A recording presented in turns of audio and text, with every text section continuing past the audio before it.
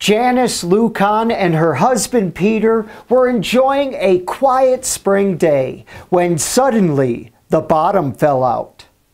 We were sitting in our kitchen and heard a whoomp, and gingerly looked out the door and there's no yard anymore. A 30-foot sinkhole swallowed the backyard of their home in the 400 block of West Broadway.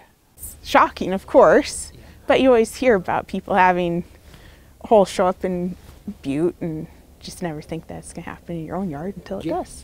The hole came from an old silver mine that was abandoned in the 1890s. It was a challenge for engineers who spent the rest of this year isolating and filling the sinkhole because it came from a very old mine. Because there's usually not very good records of what happened. You know, when they was here, there was nobody around here except sagebrush and jackrabbits.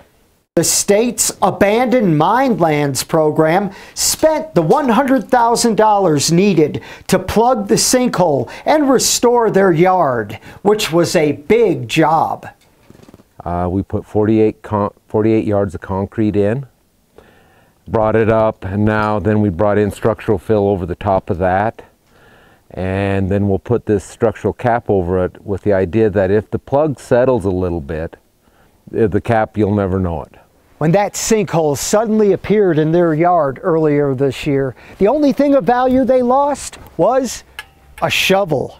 Now that shovel is still lost somewhere down there in that deep dark hole, but it makes the Lucons thankful that no one was hurt in that very dangerous situation.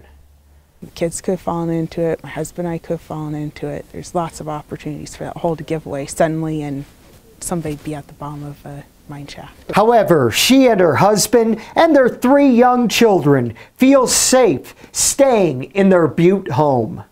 I've seen them work on the hole for the whole summer and off and on through the fall, and I'm going to have the most solid yard in all of Uptown when this is done. Fixing a hole in Butte, John Amy, MTN News.